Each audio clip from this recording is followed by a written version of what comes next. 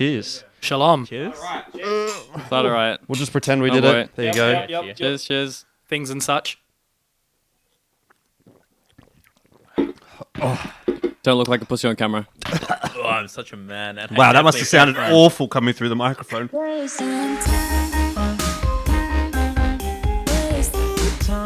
All right, well, look, let's get to the elephant in the room. You guys did your best at IEM Sydney. I don't want to start on a bad note, but I guess it's better to get it out of the way. Let's talk about it. How was it? How was Counter-Strike 2? How was IEM Sydney? How'd you guys feel? Obviously, the result didn't go obviously the way that you wanted it to, but just give us your thoughts on IEM Sydney in general. I think it was definitely cool. Like, it's really surreal. Like, from like studying all those players, like watching like a ton of their demos, and when you're just watching them like picking up like KFC on Uber Eats, you know, like in the middle of the night. So it was really cool. Like, and the experience was completely different to anything we had before. Like just at the hotel, like how professional the admins were, like everything was super awesome. And playing new game on LAN is like definitely interesting, and it was fun in that way. Was this like the biggest event you guys played at? Yeah, for sure. I think Definitely. without question, right? Yeah. Easily. Yeah. No, it was just crazy walking to the hotel and like seeing Zai. Yeah. You know? It's just Okay, like, so here's a wow. good question. Who was the first player you guys all saw going into the hotel? I'm not sure actually. We've seen so many now. Because the first player I saw was Monacy Yeah. in the hotel. I walked in, Monacy was sitting there. I was like, okay. I think the first thing, I think I saw Electronic. I was just walking around and I was like, what is he doing? What about Like, you, it's Conky? so weird. Welcome to the podcast, by the way. Yeah, It's the hello. first time. It's a pleasure. I think who did I see first? Fuck, I saw like Kedubor first, out of like all Okay. people, and then he was with like Shuhei and stuff, like the Mouz guys coming down. So it's pretty cool. But like, you've been here, I've been in Sydney for like 3 hours, and all of a sudden, just phases like staying near us and stuff. It's insane. Yeah, I used to steal all the Carrigan's shit, and now he's in the hotel room next to me. So, yeah, cheers, mate. Cheers for the strats. I haven't said anything to you. I feel very awkward and weird talking to players most of the time. Yep. Like, just randomly introducing myself, because they don't know who I am. I'm fucking little B-stream caster. No one watches that shit. I was gonna say like Twist was in the elevator with us just before, and no one said anything to him at all. That was hell funny. No, I mean, it's because, like, okay, I don't know what this is like from your guys' perspective, but I just tend not to... I try not to, like, annoy players when they're, like, doing their thing, because I know, like, and it's the same for me. Like, I don't want people to come up to me when I'm at the hotel relaxing and saying stuff and saying, hey, how you going? Well, what's going on? This and that and blah, blah, blah. And, like, obviously, normal conversation is fine, but, like, I think when you're in your place of comfort, you kind of want to be left alone, If I see a player in right? a bar or something like that, I might say hi to them. But I feel like when they're in the hotel or if they're at the event or whatever, they're probably doing their own thing. I don't want to fuck with their vibe. How would you guys feel about that? If someone Think came up to you in the I think hotel. it depends. If you know they have a match, or especially after they lost, just Yeah. fucking don't look at them. Just walk away now. Yeah. But I don't know. A lot of them are really friendly as well, and they kind of know you're a player. The only funny one is I keep on, for some reason, just coming down the elevator at the same time as Snappy. Okay. And I think the first couple of times, he's just like, is this guy stalking me? Because he kept on like looking around. I can see him in the mirror. He's just turning around. And eventually it's like, what team are you on? And I'm like, oh, Vertex. And he's like, yeah, that tracks. And when he just walks into his room, I'm like, what does that mean? I didn't know what that means, but sure. What did he say?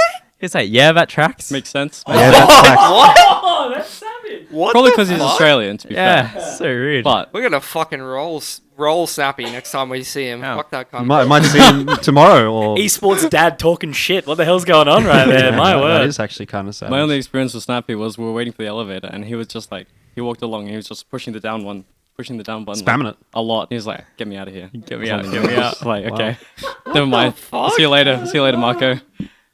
Can we talk a little bit about Counter-Strike 2 and like how you guys felt it went on LAN? Like obviously you kind of had the experience of playing it Yeah, you in did. Melbourne, but like obviously it's different, right? Yeah, when you it's come and play at IEM How was Sydney. that in the like pack stage? Was that fun or? Oh, so good. I felt so good. Oh, yeah, I you was were just so rolling talented. moves. I was just owning them. Yeah.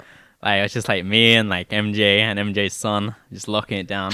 But honestly, yeah, the game does feel like better on LAN for sure. And for our team, we just try to spin everything as like positively as possible. Like, we've been to a fair percentage of our events have been scoffed because we've been all events after COVID, and a lot of them have just been like pretty bad. Yep. But we always try to have a positive outlook, and it's the same thing with CS2. Like, if everyone else is thinking about it super negatively, like, it doesn't really help us. Like, Yeah, I've seen a lot of that. Like, I mean, Twists in particular, right? Have you seen on Twitter? He's kind of been like, okay, well, players need to kind of sort of shut up a little bit. That, you know, the game's not exactly what you guys want, but at the end of the day, like, how much QQing is going to really get you Do people just need to sort of take a little bit of a chill pill and sort of take it a little bit slower? I don't know. It's like a fine balance of thing where you're giving feedback or you're just shitting on the thing, right? Yeah. Like this is ultimately going to be people's livelihoods, and it's when everyone's like, oh, simple, like didn't come over. Turns out it's from Visa in the end, but it's like because you thought the game was shit. You just got to stop that effectively. Like there's going to be a balance of where you give feedback and make the game better, as opposed to just being like, this thing fucking sucks. Yeah, I think particularly the CS community, I think, is more on the negative side most of the time. Very pessimistic, like to say things phrased in that way. I feel like other esports in particular, like I work in Valorant. I feel like I say Valorant every fucking podcast, but like Conky will at least be able to vouch. Like everyone's spins everything way more positively, whereas I feel like CS, it's like acceptable to be a bit more on the pessimistic side. Yeah, 100%. Yeah, for sure. Like I'm even seeing, and I'm sure you're in the exact same thing, like following some of these Valorant creators or bigger people. They're just like rubbing their hands together, being like, yeah, this game's fucking dying. Like everyone's going to come Valorant, but it's like, I don't know. We've just always been a pretty brutal thing, especially people who've played since like 1.6. Everyone's just like, grim outlook. I don't know. Well, what is actually your guys' opinion on the game? Like let's say no holds barred. Yeah. Well, I think it's a good thing that everyone's like trying to be positive about it, because especially coming to Sydney and everyone's like here to compete. Like the game's definitely not perfect, and like update came out recently where they just said like, oh, you found like good fixes for the movement stuff. They've just removed Let's it. fuck that off real quick. Yeah. That was So this morning, right? yeah. Well, it's a message that isn't very positive, that the devs are listening to the community very much.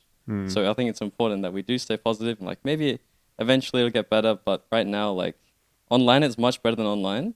For example, like with me in New Zealand, like I've got 50, 60 ping. Yeah. And if I'm Same. yeah, and if I'm like, I don't know, like half a meter away from my teammate and I'm trying to double peek with him, for example, I will like spaz out to the next room.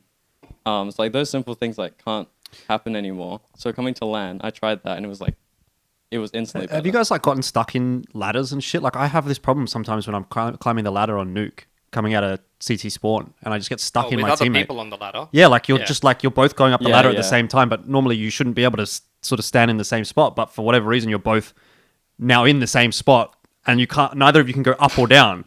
You're just stuck. I don't know if you guys have run into that, but Yeah, it's the same thing boosting on like left side B vertigo on T side. Like you like head stack up, so you get a headshot angle onto default. And like even in some servers, it just full bugs out. Like in MM and our Scrim server, it just like full like almost like sends you off a map. But for some reason on like Face it feels like it doesn't do it nearly as much. And at LAN, I didn't feel it as much, but it still exists, and it definitely didn't exist in CS:GO. So not too good. I was gonna say, have you guys been playing like a little bit of FPL? Has that been like better, the Face It experience better overall than Premier Yeah. and stuff? Or I just say general Face it servers feel nicer.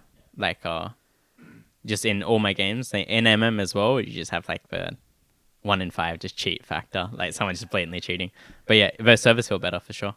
Okay, well, I mean, obviously at LAN, you said it sort of feels a little bit better, but how is it like kind of playing against the top players in the world, right? Because how much experience have you guys even had playing at like tier 1 events? You said it was like the first sort of biggest event that you've played at. I know you played against teams at like ESL Challenger and stuff like that. You went to Blast Showdown and that sort of thing, and even the Asia RMR and stuff like that, but never against like a team like of Mouz's caliber, say for example. Is that right? Mouz was different for sure. Mouz was very different. I Because think this was context is the first time that we ever had like a IEM in Australia, right? In 2017, I remember talking to the Chiefs players at the time, and they sort of were like, "We didn't fucking realize like that these guys were that good." Do you know what I mean? Like, was it kind of like that? yeah. I'd say Mouz was a completely different ballpark to Apex. I think like Apex kind of felt like when we were playing like not the same style, it actually felt like a little bit easier than when we were playing like Bad News Eagles or like 00 Nation. But Mouz, it was kind of cool. Like once you like get over a loss and like Right. all that, like we really like fucked up that game. But once you got over that, it was like kind of cool playing against like players that good. And I just think they're already on like an insane like run of form. Like if you disregard like the CS2 transition, and like Frozen is just like insane player. Like and Shui especially like. I've never just been like pog stomped like that hard. Yeah, I always wonder what it's like, because like obviously I know you guys are really good players, and like for me, if I would play against you, I would just get absolutely shit on. And I wonder if it's like, would it feel the same for me playing against you as it would feel for you playing against them? Does that make sense? Like where you would just feel helpless almost? Yeah. I think it's also like a bit of, they don't care about that matchup. I think it's way easier to play against teams that like respect you, for us especially. We even feel it against like some teams domestically. Like when a team just tries to like individually like roll us, we find it really tough. But when teams like play, like I don't know, it's not really the right way to say it, but like quote unquote normal. And we're like trying to play the macro, like it's a little bit easier for us. But Mouz did like they were going for that win. I think especially because they had a sub, like they weren't holding back. They really set him up too. Everything. Yeah, It's really good. To upset a better team, you got to force them to respect you first and actually play their proper game. And if you don't stop them running at you and running you down, then they're just going to keep disrespecting you. Unfortunately, it's hard to play against because you don't get to play a real game of Counter Strike. Exactly. Well, we were talking about it before. It's like the whole experience thing. Like we go to like the RMR or like DreamHack Melbourne and stuff, and like we want to build experience against these top teams, but it's kind of hard sometimes when we come to the event, we play like one game. We get like rinsed because it's like our first game at LAN again after like maybe like 3+ maybe 6 months of like having nothing but like online games against like teams that can't shoot back, and then we come and play like these top teams, and then we just like get knocked out in like day one. So it's like really hard to like gain that experience and like get the confidence, especially for playing those games. What's that turnaround kind of like? Playing a BO1 and then having to play a BO3 like later the day. We've done it a couple of times. Yeah. We kind of speed run events. Almost every time, yeah. This year especially, I think we've been knocked out within like 6 hours, like both times. Not at DreamHack though, right? DreamHack you played 2 days? Did you or no? no? I think it was No. 1 day this time. It was really? just the start of the day and then the end of the day. Yeah, that was a Very late end of game. the day. I think you did technically make it to day 2. If we're Yeah. technically right, it was Yeah, like we 1 did. a.m. or I'm something. thinking right? about that. That was the Rare Atom game, right? Yeah. Where it was Yeah. super close, and that Yeah. crowd. I remember that fucking crowd was insane. They for were that really game. cool. Yeah. That was really cool. There was so many Chinese fans. Yeah. Like, I don't know. That was a cool game to play. It's the same here. They're Have you literally seen? Sitting outside, they're sitting outside waiting for Lin Vision, even here Really? at the hotel. Oh Yeah, yeah, yeah. no. I think at the prac room level there was like a little reception being made up because I think a lot of the fans were getting into like Yeah. level 5. But all the people are sort of like, you just come in with your badges, otherwise like we can't let Right. you in. I went to the arena before to go get my pass, and I Yeah. just got here and everything like that. And I walked in because our talent manager said to meet me on the level that I need to or whatever. And security like grabbed me immediately, they were super chill, but they were just basically saying like, "Nah, there's fans like getting upstairs. We need to like keep an eye out." It's crazy. I've never had that experience before. Like even at previous IEMs. I mean, to be fair, Pili, we didn't stay at the hotel every night, but like we would have been at the Olympic Park, which I guess, to be fair, is maybe not as accessible as the city in the middle of the city. But I don't remember that ever being a thing. Yeah, I don't think so.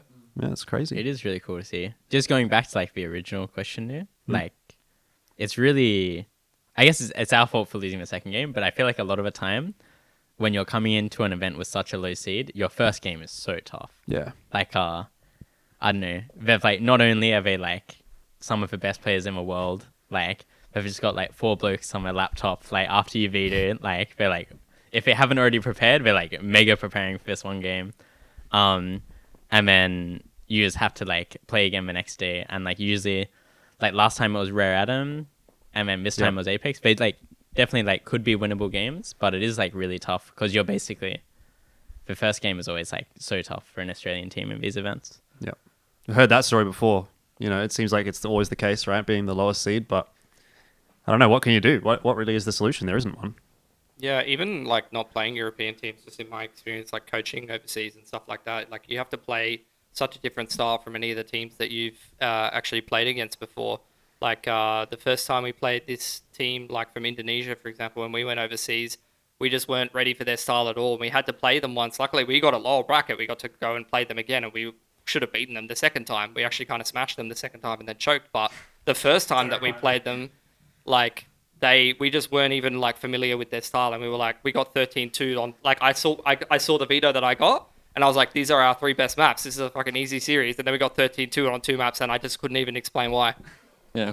Yeah. It was pretty funny coming to Mouz, to be honest, because it was like, they just won Pro League. We're aware. Yeah. Different game. So it's like, This was the story we were setting up on the show too, by the way. Well, it's like, they spent all their time in like the last few weeks like into Playing CS:GO. CS, Exactly. yeah, It's like we've been CS:GO. running CS2. We've been pretty hard. Our odds are pretty high. Let's go in. Let's just play our game. Let's destroy them. And then we got absolutely humbled. Yeah. But it was like He was pretty funny. Yeah, that was sort of my question to you guys as well, like in that way, because it seems to be a thing about, Roosters similar, Greyhound similar. Like when you do go into that first game, is there a lack of confidence, or do you come in sort of on the day being like, no, we can do this, or do you kind of go in a little bit, is it those first few rounds you go, holy fuck, these guys are good, or is it basically straight off the bat when you're already prepared for how good they are sort of thing? I don't think so. I think you can't think like that. Otherwise, you just can't win. Like, it's really tough to think like that. Like, the whole time before the event, we were just saying, we just need to have a good Monday. Because if we double one on Monday, we're in the arena, like, instantly. So, yeah, I don't think you can think about how good they are. You kind of just need to, like, it sucks to say, it's a boring interview answer, but you need to be able to play your own game and, like, execute it properly. But executing it's, like, again, it's really hard against, like, a top team. But you can't really think about them being super good. Yeah, but can you explain the feeling like when you're in the server and then someone like one of the best players in the world is just like running at you and you're getting like instant headshot and stuff? Like this is something I was trying to explain when I was casting literally the series before, where Electronic was running all over Complexity. He was absolutely doming them, just like insta headshot every round, and they got like 11-1 in that half, but they were able to win a couple more rounds towards the end of the game, and they were like, oh, I can kill this guy, and you could tell they started to feel better, and then they kind of stomped them on Inferno. Like, what's the feeling like when you are just kind of getting like slapped around by some of the best players in the world, and you like you said, you do have that mentality where, the PR answer is to say like, oh, we're always in a good mentality, or we're always going to say like, yeah, we're confident and stuff, but it's a feeling thing, right? In the server when someone's like running at you like that and they're actually like, winning these big impact rounds, or you're like, shit, we weren't even competitive that gun round. Like they literally just had fucking 5 alive and we did like 20 damage or something. Yeah, I think you're just getting abused for a lot of little mistakes that you wouldn't usually be abused for. So for us, like our sample size is very low versus actual top teams, but I don't think it was like people are just hitting insane shots. Like some of our layouts were like we didn't do them properly, or sometimes like people like overpeaked a little bit, or like they just made like a couple like micro errors which are small, and they just like give a first pick, and then like the round just fumbles from there. But it just feels like you're getting abused on like a different level. You need to be like very focused, very switched on. You need to be reacting properly, and if you're not doing that, but it's just so fast. Like it's like 15 minutes. I mean, your half is over. Yeah. Like when you're at 0-8 or like 1-8, your half's already over. Like, yeah. It's so tough to come back. It can feel like, like you make those mistakes and that gun round is over. And it's like MR12 as well. So, It's like literally like you feel like some small things went wrong, but the game is already like in a cook state. And then like, for example, if their T side start or something, it's like, oh, sick. Like it's 5-0 or whatever. Yes, we can get rounds back, but like they have 8K. Like they're buying the whole half out. It's like you're fighting an uphill battle from there. Well, I just think it's super important. Like everyone on the team has to keep like doing their job, especially like everyone knows their job. Everyone has to keep doing it. Whether we're getting like beat down like really, really hard, like we're pretty used to like slow starts, especially like we'll lose pistol, we'll lose like first gun sometimes. But it's like super important. Like people don't go quiet and stop doing their job, because if that happens, then like it can spiral like really badly, especially to the point where you're not getting outplayed by like the other team, but you lose to yourself, which is always like the worst feeling at the end of the day. I'm hijacking podcast, but I want That's to fine, ask. mate. You go for it. I want to ask about Malta when at these kind of events. Does he bring like a different energy? Because I've noticed even in games where like things are hard, and I know that Malta, like for me, Malta's always an up and down player. Like sometimes he has maps where he's just a bit quiet, but I noticed that Malta, even in Renegades and now like on your guys' team as well, like even in the game against Mouz, he was like multi-fragging. He was still like, getting a couple of rounds going for himself. And I feel like he's a player that can sometimes have like big games. So does he have any different energy, or does he have any like intangible thing where you think he does well in like stage matches or anything like that from his experience, or anything different? Or you think it's just me making up some narrative in my head? It's hard to answer, to be honest. Because our sample size of the stage matches, like, it just isn't that much.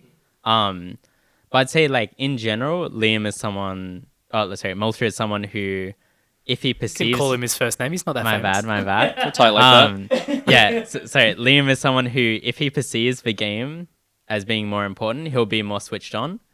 And when he thinks, like... Shitters.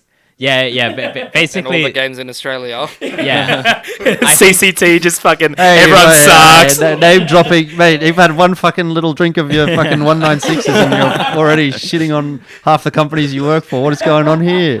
Yeah, but I think he can struggle. have to to- bleep it out. I love everyone. Yeah, I think he can struggle to stay like as focused as he is, and I think at his best he's like a really good player. Like, he also knows how far to like push it and when he can push it. I mean, obviously reining it in back a little bit more against his teams. But yeah, I think especially like on like LAN as well, he's someone who's like had like a lot of relative to like, I don't know, for Australians, he's had like a lot of success at LAN in the past. Yeah. And it's like he's kind of like done like when you've been very successful, I think it's like a lot easier to have like a bit more of a like relaxed like approach in these like LAN games, which is really important. I think it's the same thing for a lot of like top teams. It's very hard to have like 5 people like all be like relaxed and making the same decisions as they would like in scrims. If like this is like if people perceive the game as being like too important for themselves, I think you have to like you have to try and not care as much. I think I have the perfect sort of analogy for this, even from the casting perspective, because like, you know, obviously I'm someone who's done quite a few big events. I've done like IEM Sydneys and stuff like that. You go home and you do a bedroom broadcast and it's like absolutely nothing. Like, it's just, you don't even think about it. You know what I mean? You just sit down and do the job and it's like done. But for someone who's maybe never done, and it's the same thing obviously as a player, right? If you've never played in a competitive game to begin with, probably sitting down and playing your first official in your bedroom is probably a big deal, right? And then your first stage match, and then your first big stage match, all this kind of thing. So for me, it's like I can kind of almost vibe with that from the perspective of, even from the casting perspective, right?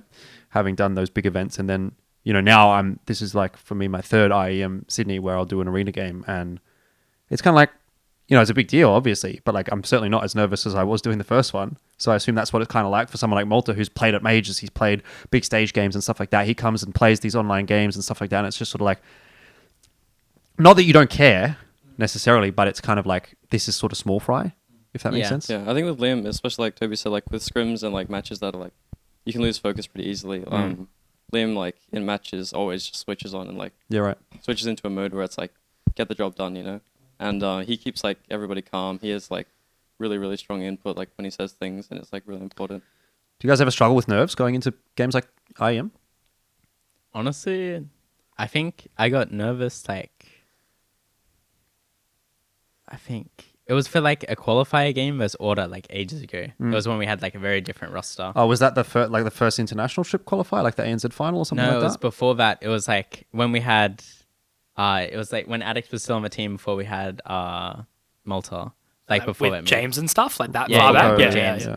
Yeah. And like I wasn't like full nervous, but I could just feel like the impact of it being like everyone's like first big qual game, because we were like competitive in that game. Right. And I was just like, I don't know, I've just been trying to avoid that for like a long time. So I feel like I've just been trying to like minimize that feeling of like trying to like focus on like the game too much, and then in practice like just try as hard as you can like all the time, like even in pogs, like just be focused, like don't fuck around, and it makes it easy to like not have to like switch on. It's like, okay, like I'm actually trying now. You play like you have want to reps. play in the game. Yeah. And that's something I try to do when I coach teams as well, is try to encourage people to switch on as well, especially if you're boot camping for an event and stuff like that. But it's difficult. I don't think people can consciously always go into that mode. I think it's subconsciously as well, it's hard to focus. And it's the same thing, like you said, with casting and stuff, when you're just kind of like, you know, casting whatever tournament and stuff like that. You could tell you, like, we have a meme, me and Jordan, when we'll cast like ANZ champs or like a, you know, just a random group stage game. We'll say, all right, are you ready for the best cast of your career? Like before every single one. And it's like, there's Like, literally it's a just big no deal. chance. Like, it just won't happen. You know like, what I mean? So you're like trying to tell yourself, but like you can't. After like a few rounds, it's like hard. Yeah. It's like hard I to stay in that start the game mentality. trying, like, I'm like, yeah, I'm going to do a Yeah, good cast. like and then, big intro, like first few rounds. Oh my god, wow, that's crazy. And then like round 10, we're like, what the fuck? Like, Yeah. Well, that was actually where I was going to go, like with your guys' attitude, right? Especially with you, Christian. You've always got quite like a bubbly personality about you. In that, I remember at ESL Challenger, you guys were quite like up and about sort of thing. Like first stage games, obviously, really good games. You guys had a great performance. What's it been like since Dave has obviously come back from India, Kingfisher? How's he kind of been? Because my thoughts was back when he was a player, you know, he used to play like Paradox and stuff, and then like as he started to move in a little bit more, how's he been for the team, like emotionally as well as from a strategy perspective? Like, has he been able to give you guys sort of any further drive or anything like that, or? Yeah, I think David has like a big impact on. I think a fair few of our players like benefit from like the mentality side of it that he brings. I think we have like we just have like quite an introverted team, I feel like, just as general. And that's like something which is like, it doesn't matter like too much, but I feel like it kind of leads to like people being like a little bit more anxious in those like high pressure moments, and just learning like how to like overcome that. And I think like not just like in terms of like in-game knowledge, but it's like he's someone who's like quite respected by like a lot of the players on our team. And he has like a psych background, so he has like a way to like link it. So like some people like on our team will like respond to like very like logical reasoning, and that's like something David can actually like provide to them. And then some people are more like, I don't know how to say it, like emotional. Yeah. And No, I think like that's the fair way to say it, right? Like I think people generally speaking are quite logical or quite emotional. Like for me personally, I'm quite a logical person. Like I often find that like I not offend people, but like, you know, for me, I don't know, like a birthday is not a big deal. Like I'm like, fuck, I'm 30, nearly 30. I don't care about birthdays anymore. But like I won't necessarily wish people happy birthday. Whereas I know for some people, like that's a big deal, right? If they're like, oh, you didn't wish me happy birthday, it's like, and that's completely taken away from Counter-Strike. But that's just how people are, right? Like people see the world in a different way. Yeah. But I think for the emotional people, he's actually like, because he's very good friends with everyone like on the team, I feel like he's known like a lot of people for a long time. Like he knows how to get like the best out of people. And I feel like it's like, for example, I think he helps like Hazard, like Jared, like a lot with that. Because he's someone like who's like on like, when he's like really confident, he's like an insane player. But like he just needs to like maintain that like mental state. And I feel like David's one of his people that can actually bring it out of him. I think that's what's super important about David as well. It's like he spends time like learning the players. He doesn't like have one way of like communicating with people or teaching people or like reassuring people. He takes the time to like understand the people and like see how they respond, see how they think, and like he tailors like the way he says things. Like not everyone can just like see like watch a demo, like find patterns or like things that people would like and like present it in a way where it's like really concise. It's really like understandable from like different perspectives, because like a lot of us in our team have different perspectives. It's normal. But he can like tailor it in a way where he can give it to us and everyone would like agree with it. Yep. Yeah, perfect example is like from my own coaching experience. We lost a important game and then one player is like head in hands crying. One player instantly got up and went out of the room. One player is like smiling and he's like, fuck, wow, we lost. And like he's still in a good mood kind of thing. And it's like, move on. And then one player's like immediately opened the VOD and like watching through the game of what we fucked up. It's like 4 completely different responses. And it takes a while to sometimes get people on the same page. No, Doom reviewing is a horrible habit. I have it as well. You do that? Yeah, like instantly, I cannot sleep until I watch the game. And it's so depressing. Like, I'm like, I don't know. It kind of sucks being at a lot of the events as well. Unfortunately, due to our early exits, we're there for like a long time.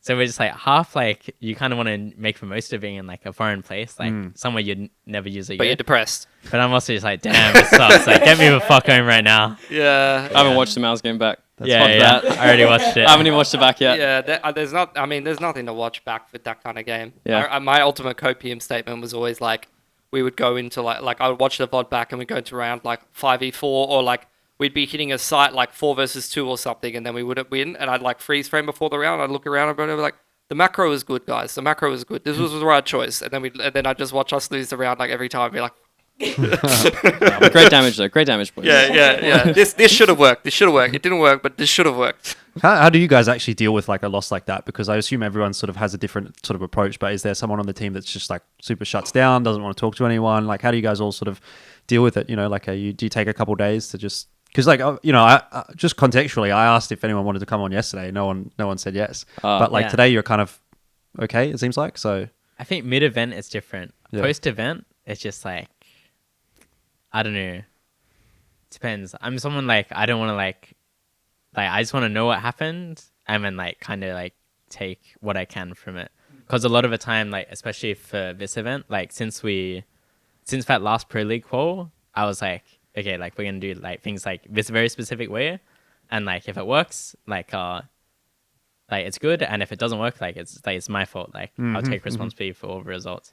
So like when it like failed, it's like damn, it's like pretty gutting. Like I just want to see like what happened in the rounds. Like did we execute the things properly, or like did the ideas just like not work? Like was it like unlucky? Like some rounds are only gonna work like 8 out of 10 times. You know, like not every no fight's like 100% like 100-0. Like Correct, some yeah. are 50-50. You're gonna lose like some 80-20s. Like, Yep.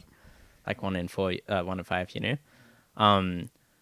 But I'd say I think a lot of people on our team are kind of good at like being like social, like still social. Like everyone like is like upset about the loss, but like they're still like social about it. But like for me, it's like I need like a day like You just shut where, down? where I don't see someone. Like Yeah. I think don't want that's to fair. talk to anyone. Like just give me a day and I'll be back. It's always super interesting, hey, because like, I think about, you know, I've not done events as a player or anything like that, but as a caster and stuff, especially when you go overseas, it's really interesting, like spending time with your peers, like whether, you know, be your other casters or the other players. So like for you guys for the rest of this week, like are you going to go, you know, try to take advantage of scrimming, or are you going to try and just spend time with the guys and, you know, hang out a little bit more, go to the event? Like, is that how you guys are going to kind of emotionally recover in a way of using the time that you have together in person to like strengthen the team? Or Yeah, for me, like after the loss, it's like, you know, shit happens. Like we didn't even get to play. Like we were all saying like, oh, we were probably like spectating that game more than we were playing because we were just getting destroyed. So like we all talk and like try and joke about it and just like move on. Like we don't watch the VOD back. It's like fuck that. Like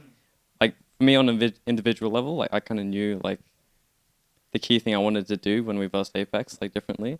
So like I didn't want to watch the VOD back and like get that in my head and stuff. Especially because we weren't expecting Inferno as much as either. So I wanted to go into like the Apex game like pretty positive, make sure like everyone around me was like thinking pretty clearly, and we just like play in the next game. Well, you've had pretty good form like domestically in the last little bit, and then you had at least like good stats and stuff like that. I know you guys didn't beat Apex, but you had a good map at least, and you had good stats against Apex. So did you feel like you at least got to show a little bit like of how you can play? A little bit. It's really frustrating when we play these games sometimes, and it's like, fuck, it's really close. You know, it's like we were so close to winning that It's map. always and so then, like, close into an eco when until we're going home. Yeah. Like, yeah, it's like Yeah. when we were playing Random as well at DreamHack Melbourne. It's like fuck, like split second things, and we would have won the game. Yep. But it's like to me, like I could have good stats, and like we wouldn't win, so it doesn't really matter to me. Like no one remembers unless we win, you know. So it's like to me that's the ultimate goal right now. It's just like get a win one day. Yeah, Get a Ian win. said Right now. a similar fucking thing win. to us as well when we were talking about Ins. We're like, wow, we think you're the best player in like domestically in Oceania and stuff like that. Have you ever had offers to go to another team? And he's like, no one's picking somebody up who when you go last place. You know, like no one's looking. Doesn't at matter us. how good he plays It individually. doesn't matter no one how sees good I it. play. If we don't win, no one's looking at me. Yeah. it was kind of like, I guess off that, like Dexter got picked up because that was when Grayhound were actually performing internationally well, and he was fragging too. So Yep. I guess that really is it. Yeah, it's like you only get noticed on those wins, I suppose. Yep. Yeah, feel legit. like- Like nothing matters unless your team's winning. Yeah. Like it doesn't matter like how good you're playing. Like it doesn't matter how much impact you're playing. Like you just need to win. What's at this? some point. What's the scrim situation been like? Have you guys been able to get good scrims now that everyone's been sort of here? Have you got better Knowles? scrims than you know what I mean? Like, because Yeah. obviously, you know, one of the big conversations around the last probably say 6 months or so, or even maybe 12 months, has been that you guys and Grayhound and Rooster can't really find decent scrims because like half the time Greyhound's overseas, and you know then you're playing against Rooster or only Rooster or maybe LFO when they pop up here and there. But like the scrim situation is obviously not great in ANZ. But what's it been like with international teams here? Have they been scrimming a lot? I think one of you guys mentioned it after, but after we lost, we scrimmed out like the next day. I'm pretty sure, like straight back into it, just because how often are you gonna get to For sure. have a chance Yeah. to, even like not as a competitor, like trying to like get better. Like it's just cool playing against like the team which won the Yeah. last big event, you know. Yep. Like as like a CS, like someone who like is really into the game. But yeah, we've been able to scrim. It's been a little bit tough because the hotel internet's been pretty bad, so a lot of like scrims are being cancelled. Right. But we were trying to scrim as much as possible. We like lost our prac room. But yeah, with the scrim situation, it's like for our lead up to CS2, both us and Grayhound, we just played each other three times a We're day very intimate with each minimum. other. And then like Siko's PC was just broken. So like we just like half our days we just had like just like we're scrimming like Advantage or something, you know? Yeah. And like we'll play like once that day and we'll do like 4 hours of Fury. Theory only gets you so far, right? Yeah. Yeah. It's crazy because like back when I played in like 13, 14, 15 and a little bit of 16, but not really. I feel like there would be like 10 people looking for scrims, like 10 teams looking for scrims in the prac page. Yeah, not anymore. Like, you know, of differing levels, but still, yeah, it's kind of crazy to me that it's like there's so few teams, and I guess I feel like people have given up on making teams a little bit and pracking. There's still plenty of individuals who kind of play and are at a decent level, but it doesn't feel like people want to make teams anymore so much. They just kind of want to roll up and play a competition. Just going to add in there, it's like, I remember, 17, 18 sort of thing, where you would literally have CGP, I, M, and A scrims. Like, you'd be able to find a scrim at every level, every night of the week, effectively outside of like Friday and Saturday, right? You know, that's back when I was playing. And it was almost easy. So I don't really know. Like, it's a very odd thing. Is it like, because I don't feel like the opportunity for players has like lessened, right? Like you No, but opportunities are way better than ever Opportunities before. bigger, Yeah. yeah, right. And is it a thing of where like, you know, people are like looking at the money more so now, or like, because I've seen so many people being like, oh, you know, we don't get a salary, we're not going to be able to like put the time in. I'm like, fuck, man, I'm still working full time, you know, like, Yeah. and that's what a lot of the players were doing back then. You know, even like Sniper, he said, I work 9 to 5, then I come home, and it's Perth, so like 3 hours time difference, and then he'd scrim, you know, late, and then he'd do his prac afterwards. So like, why do you think maybe teams are a little bit like hands off a bit more when it comes to like scrims sort of thing? Think of the end of CSGO, people legit just gave up. Yeah. Because there was, I think it will change because of CS2, like those people. But if you were Grayhound, like, you like, if they weren't winning, they were buying the best player from the next team. Yeah. Best player team. And it's the same thing with us, to be honest. Like I'd like love to pretend like we're super good mates and all, but like if we weren't winning and we had the chance, like just because of our organization, like Vertex kind of gives us this benefit. If there was a team beating us, we could just buy their best player, and we wouldn't lose anymore, and like maybe like would have a different player.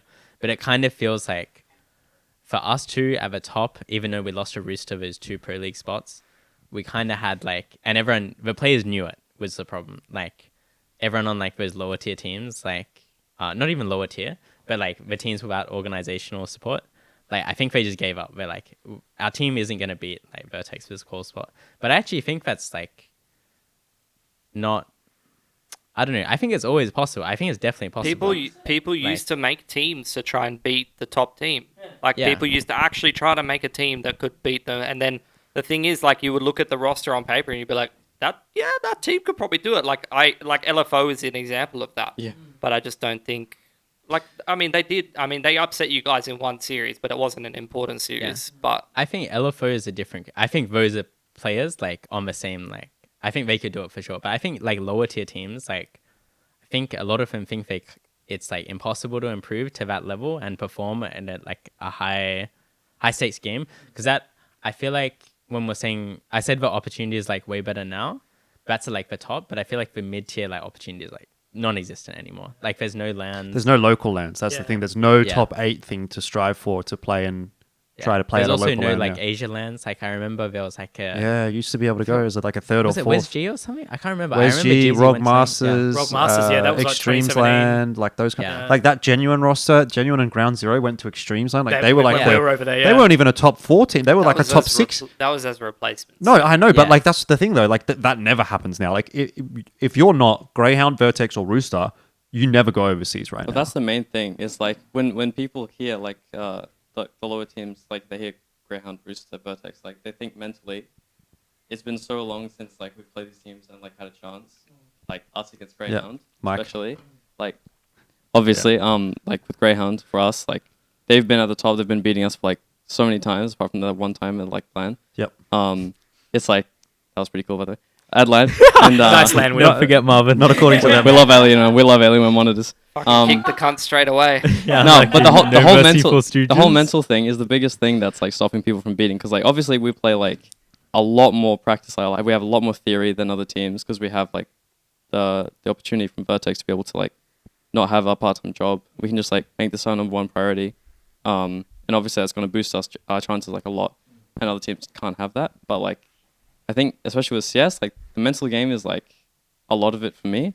If you don't have the confidence to like do what you want to do in the game, you're never gonna like have a chance really. So if people can get over that mentality of just like thinking like these teams are not unbeatable. They're just like they're 5 other players. Like they just put in this amount of time, they can still lose. Like you see them lose like overseas all the time. I think you guys almost were like the last team to do that, like as in Vertex itself, you know, back obviously Justice. The and everything original, like that. yeah, Vertex. The core of you guys stuck together for the most part, like the core 3, right? And just murked the whole way up, you know, coming up from basically like M to P, like over time. And that used to be way more common back then. And I think like, you know, you guys thinking, because did you ever go to like landslides or, you know, Armageddon lands or anything like that, like back in the day? And is it missing like where, because in Perth, right, I remember the RF lands, you get like 24 team local Perth lands playing CSGO on a Saturday 4 times a year. And like now none of that's sort of really happening. And that's where like how I got into CS, right? That's where I met all my friends and, you know, camaraderie, I guess. I don't know, like maybe that's missing a little bit. Yeah, did you guys play any locals? Played some locals. I say like those local lands are a very good chance for players to like skip a step. Like for example, I remember when we were making our team, like when we got Peasy, it was like he just posted like on CG and he had the best stats on CGA. He had like 140 ADR. That's how Urcast was found as well. He was like, Yeah. I am here from Mongolia. Yeah. I want team. Oh, literally the only reason I'm jumping in is I remember in FPL, like Pineapple Zipper coming from Open to Challenger, and in the first month he made FPL. It was like, what the fuck? Like, who is this guy? Yeah. But it was like, not only did he have really good stats online, he'd played a lot of the lands. Right. And like, I wasn't even going, I didn't live in Melbourne at the time. So like, I didn't know him from him, but like, I saw he'd played all the lands and like, he'd played pretty good. It's like, all right, that guy's probably not cheating. Let's give him a shot, you know? It's probably not cheating. 140 ADR is like insane. It's pretty sus, eh? So it's like, that's bullshit. Like, if it's like I hadn't played lands, like, we'd probably just be like, no, that guy's full of shit. I don't want to get banned. Yeah. I definitely played a lot of lands. I played TT Hub and won that in Melbourne. And we beat like the immunity core at the time. That was like a really good experience. And then played like a few Sydney lands and won those, like Battle for Sydney. And I think local lands is like a thing that I definitely miss. And I miss Champs Finals. Like I miss Champs Finals the most of all, to be honest. Everyone missed that. It's never coming back, boys. I played like one local LAN in my life, and that was like in Auckland. Yeah, New Zealand's a bit of a different story. Because there was just like 3 other teams, like 2 other teams. We didn't even have 4 teams. Yeah. And it was just like my little New Zealand team. But even from from that, I remember, because I was very good friends with a New Zealand player, and this guy's team whacked him. Like, versus player called Method we used to play with. Yeah. But, Joe became... We love Joe. But Joe got whacked by Christian's team versus Black Sheep team. I mean, it's like, I don't know, when you're looking for players, because I feel like I was like trying to find players like on my way up. Yeah. Like you kind of just notice it's like, okay, like this guy's team like won at LAN. And then when you see something completely different, you're like, oh, like why do I kind of remember that name? It makes like the better players much more beatable as well. Like I remember playing the TT Hub LAN, and like even though they're only playing in a mixed team and it doesn't really matter or something like that, like you beat good players on LAN and you're like, it like completely changes your mentality of matches. You're like, holy fuck, like these guys aren't insane. Like I could go online, I could beat this cunt for sure. Literally, my only highlight moment is I beat Ferg, Misfit, and Twinkie on LAN in like a semi-final, and then we went on to win the thing. And I remember them coming up to me afterwards and being like good friends, like, but like, fuck you, like, we're leaving. It was the funniest shit ever because they become mortal, depressed. Right? Yeah, but they become mortal. You like look up to these players. Like Ferg, played 1.6 major, right? Like back in the day, and you beat them all of a sudden, and it's just like, holy shit! It makes you feel superhuman, and it motivates you for that next event or the next thing. I think that's what Christian was saying before as well. It's like a lot of a mental thing, and like that would help obviously. But I'd say different situation from being in Sydney, being in New Zealand, sorry. But it was because like COVID hit. Like if I was getting as good as like I was like when I was like really like shooting up, I would have been going to all the lands, but just like the lands didn't exist. You guys came like into the scene, like not came into the scene, but like came into that position in the scene a little bit late for the likes of like. Did you know neither of you ever attended an ANZ finals LAN, right? Me and Peasy, we qualified for the But first, like ANZ Champs, which didn't have a finals, that was the one we came top 4 in. Yeah. And we got whacked him at semi-finals. Yeah, but like that would have been on yeah. LAN probably, or it would have been like you probably would have been a top 8 LAN. You might have even come like top 4 on LAN and been like, fuck, we're sick, you know? Like, yeah. But I think as well, like going into like these big events as well, it would help so much, like just For playing sure. like more LAN games. Like Oz Valorant hasn't even had a LAN. We have it's fucking crazy. Aussie Valorant players going overseas and then going, fuck, I didn't turn 240 hertz on my monitor. The cunt's never even set his PC up for a fucking official. He's been playing. You don't have to say the name, but like he hasn't played a fucking LAN yet. Because there hasn't been one, cunt. And he doesn't even know how to set up his settings to fucking play the match. He played 60 hertz for like the first 2 days. That's Didn't so realize. sick. I respect No. it. Like, dude. come on, bro. Like, No, man. and we've been begging for these. I'm not gonna get. This is not about Valorant. Okay, let's. I'm not gonna get tilted. we can do Geographically Challenged Valorant edition again, We man. tried. But You- more you people, You gave up already. more Jordan. people watch that than the Counter-Strike version, just by the way. But Yeah, Really? for sure. Yes. I believe that. fucking sad, eh? That's fucking horrible. Look, all I'm saying is the Valorant players aren't playing the tier 1 events, and I'll leave it at that. Yeah. That's true. What do you guys think about like Brisvegas? You know, because that's like the one little thing. But the thing is, like, okay, so the difference with Brisvegas is that feels like more of a community LAN, right? Where people Yeah. just make a pug team, or whatever. They come and have a bit of fun for a weekend. Whereas you would have things like ANZ Champs finals, Cybergamer, AEM finals, those kinds of things, where it would be legit teams. So why don't legit teams go to those? Like, because I feel like I recall you guys were invited to Brisvegas, the last one or something like that. Yeah. As a individual, I was going to go to the last Brisvegas, but we had a qual like 2 days after. It was for Pro League. Should have just gone to Brisvegas. But as a full team, yeah, I think it depends. Like, I'd definitely be... It does feel like it kind of ruins the spirit, but I would not be above like going Can't to just like pop a full stomp. event. Yeah, I know. And But look, you let's be definitely real. could. Definitely Like, can pop You stomp. definitely can. I don't know. wanna just pop I'm stomp, sure you though. guys could go and shit on everyone and win like $1,000. Like woohoo! Like fuck yeah! But if you go, does that not incentivize like maybe Other Rooster teams? to go, Yeah. or maybe like I know Greyhound's probably like fuck that, you know what I mean? But Yeah, like no, even Greyhound's Rooster, surely Rooster would like No. get some sort of value out of that Well, wait, why does that incentivize them to go? to have No, good competition no, on I LAN. actually agree. If we were playing more full teams, like You really I think think so? I could. You'd convince my rather team go to if it was proper teams, But yeah, right? no, True. okay, That's why currently- we didn't go. As far as I'm aware, that there was a thing of where it was going to be. If Vertex go, Grayhound will go, or Grayhound will go if Vertex go. I knew Yeah. there was a level of that. How in depth that was, I'm not sure, but there was definitely a thing Yeah. where if it's worth us going because there's a decent team, we will go. But because it didn't happen for the other side, that's why they didn't go. Yeah, for us, like, I don't know. It's like some players on my team, like, doesn't matter Malta. who, but like they think it would be cringe to go to a local LAN with 5, and I agree. It kind of ruins the spirit of it. But at some point, It is, but okay. it benefits our team way more. Than Here's playing my argument though: scrims. is like, Yeah. is it better to have a local LAN, or is it better to have a proper LAN? Because the LAN, option 100%. is between the two right now. We don't have both. There's no world where we have both. We don't have ANZ Champs and Brisvegas. If ANZ Champs has a LAN and Brisvegas is its own separate LAN, and when we show up, I'm like, okay, fine. Don't go to fucking Brisvegas and shit on the noobs and whatever. But would it not be better for the scene overall if Brisvegas became a proper LAN where teams that were actually teams would attend?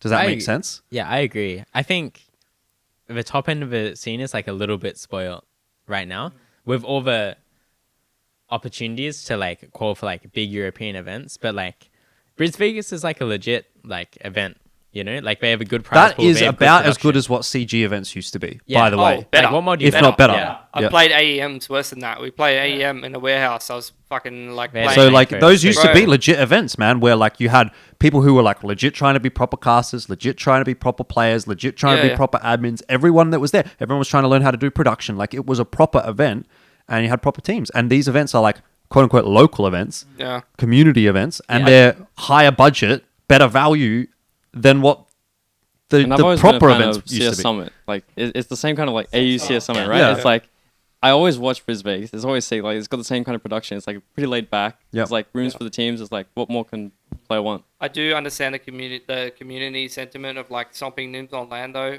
There was one grand final of Sydney LAN, like a battle for Sydney, where we played a best of 3 on Overpass and we won like 16-2 on the first map, and the other team didn't even show up to the second map, and they were just like, no, we don't even want to play.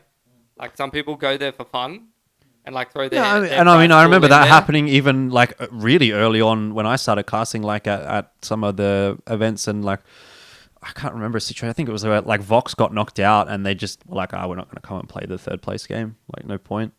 You know, and it was like Immunity Chiefs in like the final or something like that, which is like, it happens, but like it's better to have that as an option than no event at all. Yeah. Yeah, I think there's no alternative right now. So like, why you Yeah, can't act like you're too big for it? I you don't know? see why we don't just use like the resources that we have in the smartest way possible, but it takes people like talking does to ruin one it, another Yeah. and like actually like creating those opportunities, and there's so many different stakeholders and parties that I feel like it feels like too much effort when people have other things to focus on. You know, like the TOs have something else to focus on, the players have something else to focus on. I was only going to like very quickly touch on, because I think if people realize, like Mav specifically to Brisvegas, Mav's the organizer of Brisvegas, if people realized how much he personally was out of fucking pocket oath, man. for that event, it would blow people away, because people are so focused on money these days. Yeah, dude. And that guy is spending out of just the goodwill of like not wanting CS to fucking die. So that's why it's like, I wish, you know, there would be that more. That's why we ran qualifiers this year, because it was the thing of where let's incentivize like people to actually fucking try and come down instead of it being a booze up, because it still be a booze up, right? Like you can absolutely do that at the end. You play your That games. is what Cyber go Gamer out for events piss. were, though. Exactly, that's what we all did, right? Like, you always go out for them, but you can make it both too, right? You can respect the TO and like make sure you show up, and but you've got to like continue to double down on that, and also watch the event too. Like, don't just fucking say, "Oh yeah, Brisvegas on this weekend." Like, actually, like just sit in the stream, like pop Even it if on. you're just AFK in the stream. Exactly, AFK that's stream. right. Just Put the like, numbers you know, there. type once, buy the merch, go there, have a beer. Fucking who cares? Just like, Yeah. because that's what I think people just do not realize. Like, if we didn't have your Mavs and stuff, fuck, man. The problem we'd be is like the struggling. problem is that everything has kind of leveled up, and I'm sure this is an issue that you guys run into as as professional players that have, you know, like, you know, you have an expectation of what you're going to get from an event, and it's the same for me. Like, obviously Mav asked me if I want to be there, and like I'm guilty of the same thing that I'm sort of criticizing people for, in that like when I used to do those CG events, I would go for free. No one was paying my flights, no one's paying for my hotel. But now I'm like, I can't go to this event. I said to Mav, I can't go to this event unless you pay me, because I will lose work by being away for that weekend. I need you to give me something.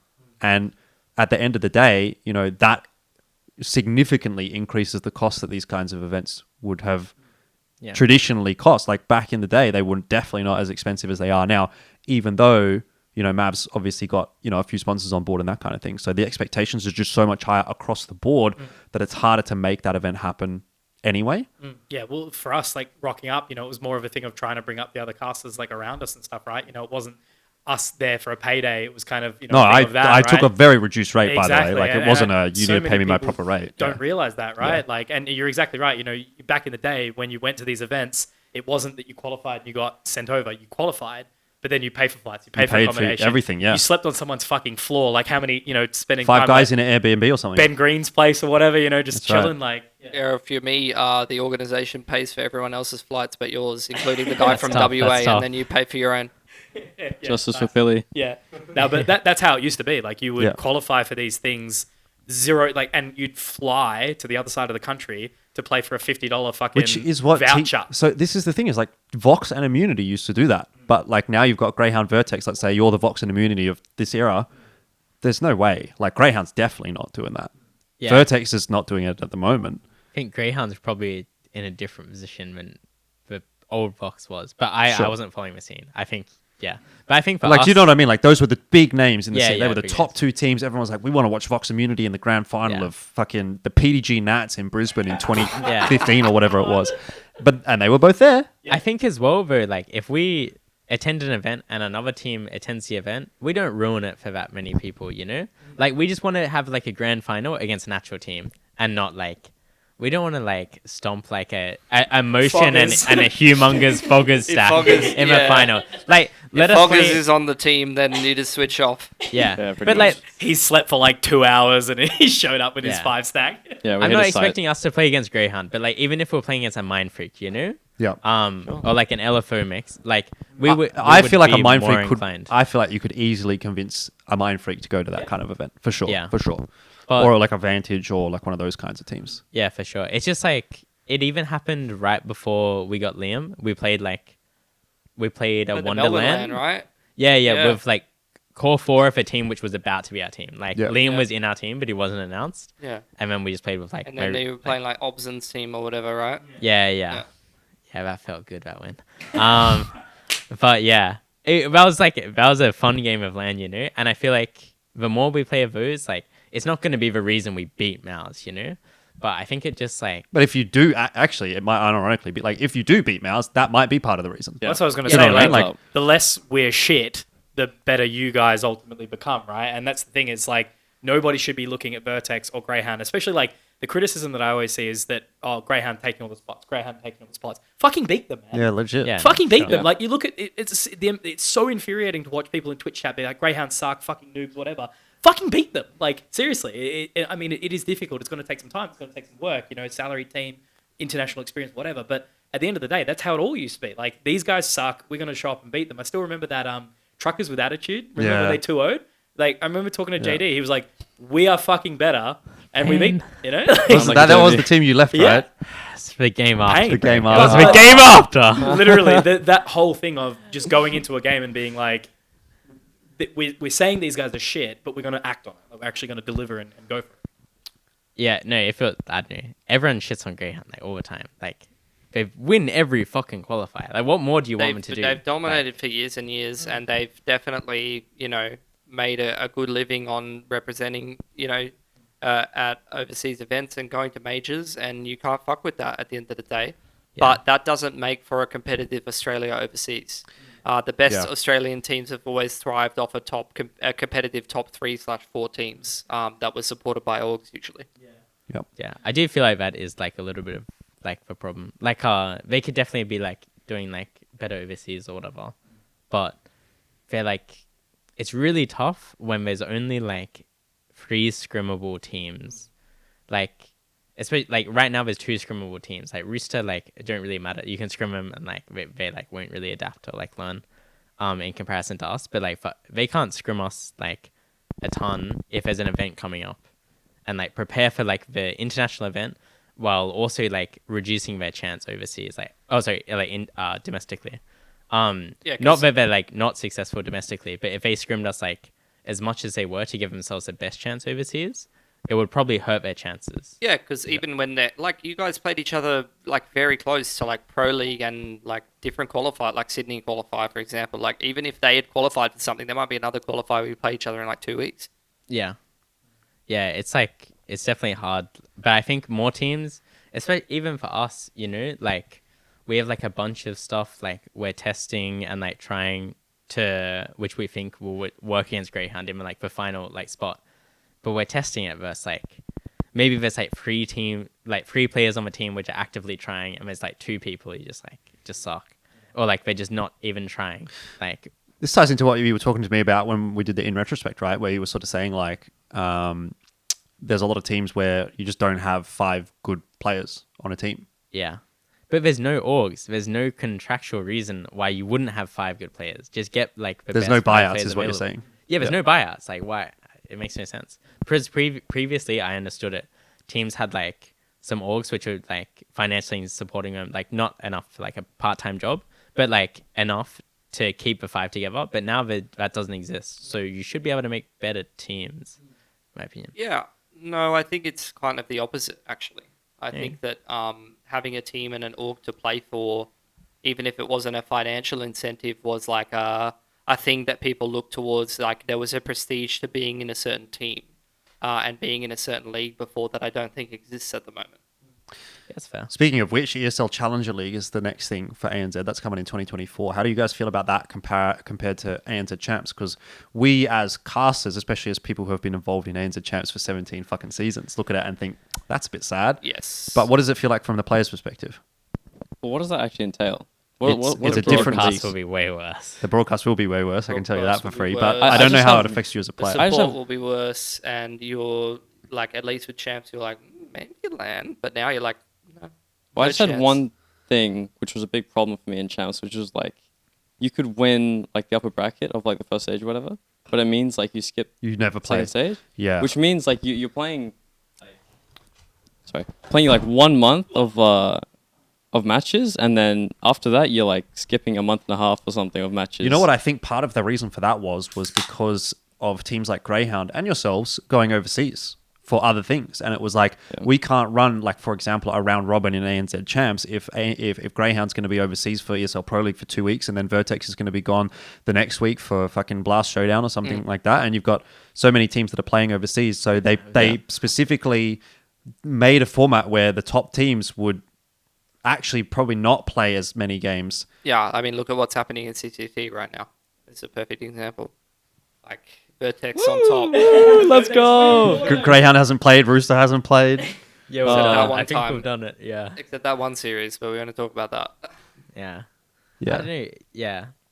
I think the leagues being catered around for teams going international is like really good for them, but it does kind of come at the sacrifice of it sucking for the lower part of the scene. The problem is that people don't watch games that are not Greyhound, Vertex, Rooster. Like when you legit last season, we were casting some games and there was like 200 people watching ANZ champs, and it's like, that's pretty bad. Like no one's fucking watching. We're getting paid. Production team's getting paid. Like, but where's the money coming from? I think it's hard. Lower tier teams, when there's no incentive for the game, I feel like no one would be watching, like back in the day, no one would be watching Vertex games if it wasn't the qual game, you know? And then it would get like way more viewership. But there's no incentive ever for the lower tier teams. Like they're just like, they're trying to get into that top 4 bracket just to get like whacked by like us, Rooster or Greyhound. That's like, because I remember I got my start casting CGM. I can't remember the name of the team, but it was like Fivefold, which was like Haz and Scoot and shit. This is Boomer years ago. And that was the first time that I saw like Husky and Burnski play, and they shit on them. And I thought Husky was cheating. But like that game, I remember streaming it. That was my first ever cast. That had like 80 viewers or 100 viewers or something like that. And it would have all just been like local. Wouldn't have been on players HLTV, watching. right? It was not on HLTV. Yep. I think HLTV at the time was like CGP. Yeah. You wouldn't get CGI games on there. No. CGM games was literally just like on the CG forum or something like that. So I guess like that's sort of part of the thing is like CG, obviously now LPL, not investing as much time into like the lower The stuff. discoverability Is that as well is really, really really bad. hurting? Like, you know, I hear a lot of people criticize like the website and, you know, the accessibility to not having the forums and shit. Like, is it as really, really bad as people say, or are people just very pessimistic at the same time? It's pretty bad. But it's also like the community as a whole will always be disappointed, will always be like wanting more and such. And it's like the whole production side of things and the whole like team side of things, everything's like really bougie these days, especially like the standard that like tier 1 is putting up. But like people always want more, which is why it's hard, especially with Australia. It's like we're quite small. Don't always have these opportunities and things like that. I guess my other question to that is like, you know, obviously if things are shit, right? Like, you've got to fix it. Like, it's similar things talking about CS2, like everything needs to be fixed. But when people are talking about CS2 being shit, the devs are listening, things are listening and all that kind of stuff. With like LPL and stuff, I feel like people just aren't willing to give feedback. Like I've been waiting on some like key people I'm just like the delivery boy, the message man, trying to like pass on stuff to like go up, right? People just don't even fucking tell me what's wrong. It's like, it's shit. Why? And then they leave me on scene. That's the biggest thing I've hated about the CS2 transition is that people will always complain before they like, especially when CS2 like got announced and like you're like, oh, you can nade smoke and you shoot through smoke and see gaps and stuff, and people are just like, No, that's so shit. bad, It's like, oh, so okay. bad. I'm like why? Like, have we tried it yet? Like, why is it bad? Is it bad because it changes and like you have to relearn something fair if you have a reason for it? But you can't just complain about everything, especially if it's your job and it's your life. Like you have to try it, you have to like try and adapt to it. But you can't like have this negative this attitude going towards, because it's like you either adapt or you quit. Like it's just how it is. Okay, so since you guys have played at IEM Sydney now and you've played a couple of games with the new smokes, what do you guys actually think of the new nading the smoke mechanic? I like it. It's cool. Yeah? It was really busted. Like a lot of there was a time when we had Blitz as a coach, and me and him just worked out a ton of CT layouts where you could just work out like, it was very basic, but it like none of the Oz teams were like, other than Greyhound obviously, like just worked out what was doing or were willing to call the bluffs. Because util on one side, like people on the other, so you're always running into like a disadvantaged situation. But now with nading the smokes, it's a little bit harder to play like CT sides. And I feel like there was some maps where it was very hard on T side. And I feel like it kind of evens it. There were some maps which were already very strong on like T side though. Because it works both ways. You can disrupt execs and you can like call the bluff like way easier, like without being like smoke screened and your entry insta dying every time. But yeah, I feel like it's kind of cool. Just like, I think people were also negative about the nade dropping at the start, but the nade dropping was a great update. Yeah. I feel like if you, in a year, like it'll be a cool update with like nading the smokes and people will be very good at it. And the top players are always going to adapt. Yeah, like, I can already see people getting pretty good at it. Like you can tell, like obviously, you know, now players are obviously making sure that their nade doesn't hit the ground. They're like really perfectly throwing it into the middle of the smoke, making sure that, you know, not giving the sound cue and stuff like that. So it's like, if you're on the other side of that smoke, you are fucked. Yeah. You're also using it for info. You're not using it to get kills. If you nade a smoke, you're in the middle of a smoke. What do you think they're fucking looking at? Yeah. But like, you're just like trying to spot like secret cross on nuke as the most obvious example. Or like shelf, jump up on an Ubers Yeah. on your T side. Try and catch like the CTs running up there. Yeah. No, it's like really, I don't know. It's really cool just like being able to use it for info. And I think it's nice. Like just any change, like the game's been out for so long. Just any change is like kind of cool. Yeah. I think it's also cool. Like you're already seeing like people like using it in different ways. Like the blatant example at the start would just be like, oh, you nade it, you take a fight. Yep. And then it turned into like you're nading it and you're making people look at it, so you can take a fight from another point. Or like you're nading it while you flash, so people are looking at it, and then you have a better fight. Yeah, You know, there's these depth, these layers. All the levels One- like come like really The fast. one sick one that I saw was on a Ubers T side. Complexity did it to Monty. By the way, they just beat him again in overtime twice. Oh, and yeah. Monty, Jose, yeah, such they a definitely could have won beast. that game. Oh yeah. What a beautiful mullet that is, by the way. Everyone knows who I'm talking about. I saw, Complexity did like a B-side exi, and Monty, I think, like smoked B main, and they thought that there was like 8 seconds more on the smoke, so they're both like double dark or E-box, watching E-box, and like set up like that, and then Complexity just like started throwing their exec, and then naded the smoke and entryed, and the Monty players were like back to the B main smoke, like thinking it was CSGO, being like, oh, we've got like 8 more seconds on this smoke, I have time to like go back into like a better position, and then just get caught like completely in the open and fucked. Yeah, you have to be like a lot more aware from before. It was like something you could really like abuse. Like no one's going for us. Like when you're playing against players good enough, when it's also like a more respectful game, like maybe in a scrim, like someone will just like full walk for a smoke because they're like bored and it's like Thursday night, it's the last scrim of the week. But like really like people weren't going through smokes too much without like full exec. But like I don't know, on CS2 you always had to be aware, you had to like take that into account. And I think it's really good for individuals. Like the ceiling, in my opinion, is like raised a little bit. Yeah. What about with all these like new tricky smokes? You know, the ones where like, for example, on Nuke, the one that lands on like Annex roof that goes down That's into sick. Annex Yeah. and stuff like that. The one on Mirage that goes from like above connector, it just like waterfalls down into connector. Like, are you guys enjoying those kinds of interactions? Yeah, it's cool. It's also like you can abuse certain things. Like the further away the smoke is from like the center of the smoke, the more like if you tap it, the bigger the gap will be. So that's really abusable. Also, like I think the thing which isn't talked about that much is like the molly spread. Yep. Like the molly spread's way Spread's bigger. way bigger, yeah. Yeah, so a lot of like hits are like way stronger, and also like defensive smokes, like some of them are way better than before, some of them are like a little bit worse than before. And obviously you can just nade defensive smokes now. Like, Yeah. pretty crazy. Have you guys ever noticed this? Like when I've seen my stairs throw smoke on Mirage, I've thrown my stairs smoke, and sometimes I feel like it waterfalls down, You need but a new lineup, mate. it doesn't Yeah, bloom on the it's top, terrible right? now. Yeah, so you need to like fix that kind of stuff too. Yeah, if someone swings on the top of an old stair smoke, they can see into A main. Or Yeah, and but into foul. you can't barely see them over the top of the smoke Yeah. or something like that. It's Yeah, the same cool. with like simple smokes like top con. Like Yeah. you can just see over the top con smoke Yeah. from like top of stairs, for example. It's like you have to find like a bunch of new lineups now. I So swear think to it's God, cool. I was playing a game and I threw the stairs smoke like 4 or 5 times in a row, 4 rounds in a row, and everyone was like, "Oh, your stairs smoke is missing." I'm like, "There's no way!" Like I've thrown this Yeah, smoke like unlucky. for ages, and I've never missed the fucking smoke. And then it's sitting, and I'm looking at it, I'm like, "Where's my fucking smoke? Like it's not there." And then we That's looked at actually- it, and I was like, "Surely there's something wrong here." And it was after that update, like it was the day after that update. There's level 10 Faceit players out there currently, like this is CSGO, that know less smokes than Elfishguy, so that's probably a thing to say. There you go, mate. big. I'll be level It's 10 big. soon. And the thing about smokes as well, like people say like there's no one ways anymore, but the smokes are so big. Yep. Like they drip everywhere. So like there's still one ways in the sense that like if you're not looking at the edge of the smokes, like you're not looking for the place where someone can be, like it's still Still like, a scary, pretty good right? It's like a one, yeah. natural one way. Like you just don't expect them to be there. They know they're taking a fight.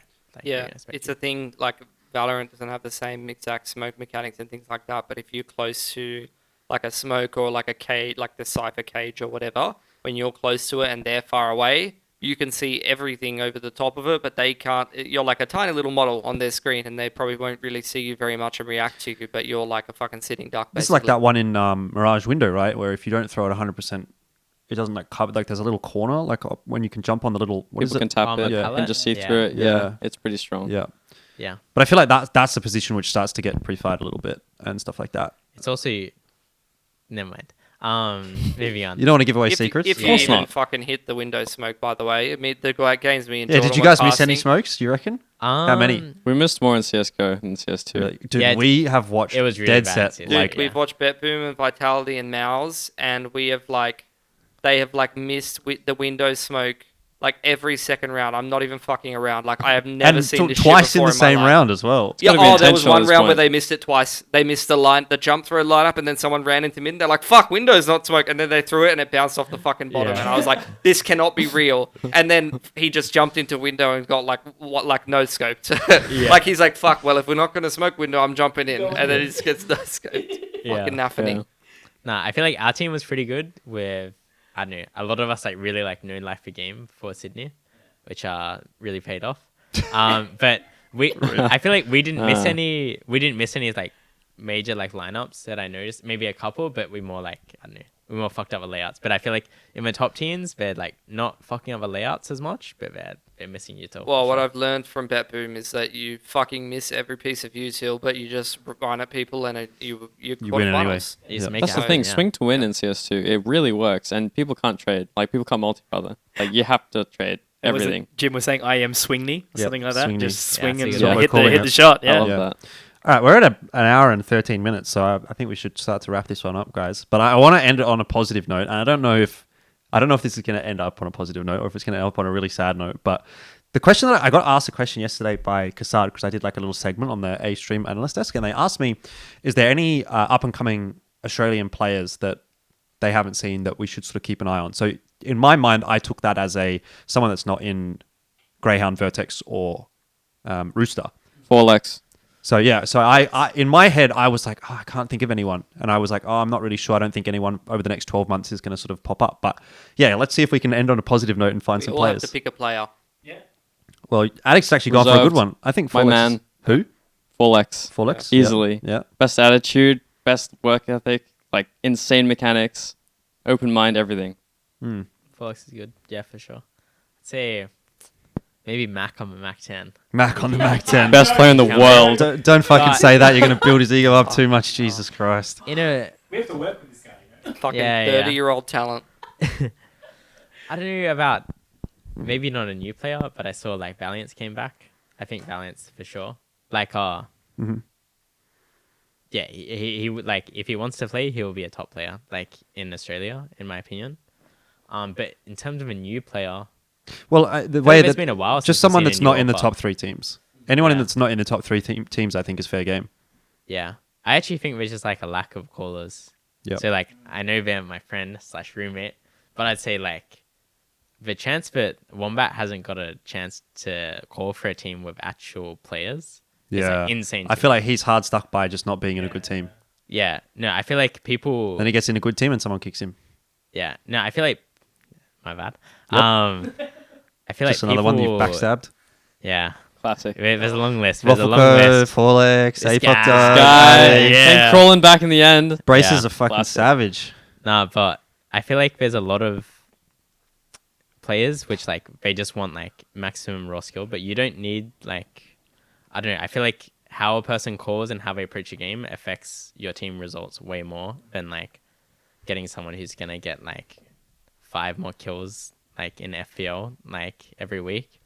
Like, and I feel like Will is Wombat is someone who can actually call at like a high level, who won't just get like just rinsed by like a proper caller. And you could just put that guy on like an LFO mix and they would like play better in my opinion. Not that like a I think it was like Tom or like Licky is like a bad caller for like those teams in the past. But I feel like Will is a really good caller. Like it makes no sense to me. But yeah. I'll do 3 and I won't do anyone from LFO. I'll take Super. He's alright. Yeah. I think Kobe, actually, every time I watch him play, I'm like, he has a brain. And then I think raw skill-wise, I think Omicello could actually be pretty good. But he seems like he just trolls and switches off like 90% of the time. And then the 5% of the time that I'm like, wow, he's actually playing seriously, I'm like, fuck, this guy's alright. Like, actually kind of got some good skills, good mechanics.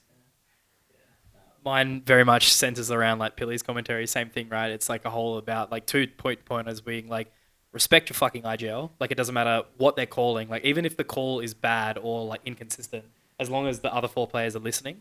I remember like a perfect example was I was IGLing many moons ago and I picked up his, I think it was Unique originally, and then he became Lays, and he was like one of those like young and up and coming talents or whatever. Oh, okay. And he was really sharp, like really, really sharp. But then he just would fuck off. Like we were playing cash on all right, we're going to take A, we're going to exit. And he's like, nah, I've got like a B pick over here or something like that. I'm like, fuck me, cunt. Like it's 4v5 every single round. But anyway, love him. He's a good guy.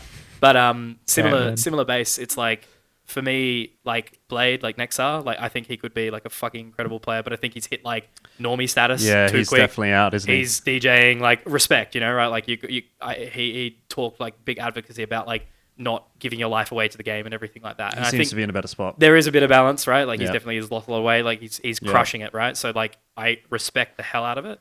But similar thing, Isaiah, like he's hit the party scene now. Like he would have been so fucking good if he kept it going. And there was someone else. Recon's king. I like Isaiah as he a was new good. Opera. I feel like there hasn't been a new opera in ages. Yeah. Yeah. Because he was held like Alistair. Like that's what I remember at Brisvegas. Like getting all up in everyone's grill. Like really flashy. Like really hype man too. Yeah. And then it was also Bogeyman. Bogeyman was the same thing for me as well. Like, you know, come over from India to like get to uni and everything like that. Super keen. But then he realized like no one fucking cares. So he just, you know, chilled out a little bit and still good, but never really put in the effort that I think he could have to like get there. Yeah. Forbin. Okay. Forbin was pretty good for a bit. Yeah, but he's now normie. Corvin's really good. I remember like I coached their team a little bit at the time. Yeah. Yeah, those two, they were like was really good, yeah. a strong duo. They had like really good voices as well when they were playing. Yeah, but this is not enough to keep him around. What about Danger? Haven't talked about Danger. He's just not being good lately. But yeah, for a bit, fuck yeah, I was all in the Danger train, but in Mind Freak, I don't know what's going on there. Yeah, I thought on Rista at the very end, Danger was like one of their best I was players. saying, It was I crazy, could not yeah. believe they cut him. It was like, what the fuck is going on? It's just a The Rooster Rooster move. effect, It's a yeah. Rooster move. Yeah, it's a bit very smooth. I Yeah. mean, the one that really shocked me was when they got rid of TJP, and then obviously they realized that was a fucking mistake. Oops. He came back so good. by the Yeah, way. well, Like, fucking oath. He was already good when he was in that team. Well, you'd know a bit about kicking someone from your team. Yeah, nothing but net. It's honestly genius by Chelios. Respect to Magic Mike. The TJP is so funny though, because like, yeah, I always say to him, he's like either the shittest player in the server or the best player in the server. There's no in between. But like, he played really fucking well at ESL Pro League, like really good. Yeah, So. don't really understand it, but like, yeah, he is a lot better. He just went on like crazy spree where it was like plus 10 like every game. Every game. But yeah, I'd say as well. Obvious answer, probably boring answer. But if he's not on a team, like Hats as well. Yeah, but that's not a new Like- player. Free. Yeah, But I but, don't know. like, I how feel like many- he's another player who like is like way undervalued by like How how many is he vet not? players just like are shit once they don't get kicked? Like once they leave the top team that they're on, and then it's like fade into obscurity. But I he's feel like- actually good. Like he's actually still good. Yeah, no.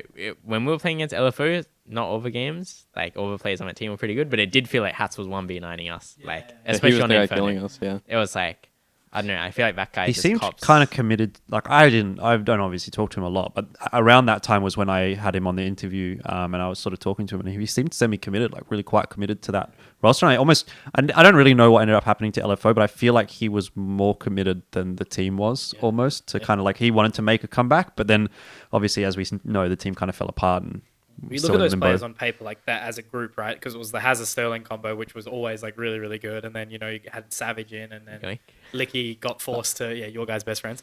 Licky got forced to do IGLing and everything like that. It seemed like such a good roster on paper, but it just never ended up really kind of working out. And I think that was a similar thing of where is the group respecting one caller? You know, is the group, all on the same page? advantage. Like that's always what felt a bit different to LFO to me because Yep. they did that run in Europe, right? Like where they had a decent, okay kind of showing in a couple of like. Well, I'm T2, talking about the T3 new events and LFO though, stuff. not the old one. Exactly, and then you bring in someone like Hats, you'd think that people would center around it, but it just never seems to stick. I don't know. It's really sad, but Savage is off to overseas now. It's pretty cool. So I mean, I know he's Dunno. overseas. I don't know where the fuck he's going. I thought that we would know by now, I but saw Chinese writing, but nothing's been announced. nothing Yeah. announced. Nah, that'd be interesting. But yeah. I mean, I know what the rumor is, but I don't think it's like, hey, I've heard the rumour. A little insight. like We've all heard the is rumor. the fucking Russian, exciting. Chinese, Australian mixed team sort of? Is that Chinese? I don't even remember. Asia RMR team. Like, Yeah, it's Anyone Asia. going It's overseas it's playing team yeah, is yeah, safe. yeah, it's an Asia RMR team, but I Yeah. think I know what it was. Anyway, there's an issue with one individual. Let's just say, and that's why it's not been announced yet. But yeah. Okay. Should we end the podcast by Yep. giving one hopium answer why Vertex didn't win IEM Sydney? I'm gonna go. Mouz got lucky, really fucking lucky. They're lucky dogs. Yeah. Frozen just had a life game, honestly. I didn't even Yeah, know if he he's had good fucking stats, but that guy's fucking cringe. Fucking cool hair and stuff. Yeah. Myth inside job. Just fucking came to Australia, stole all of our strats, and knew what to do. Yep. PZ not fragging hard enough, but you just need to go a bit better. I fucking called out. Shit game. Shit game. Shit game, bad spray.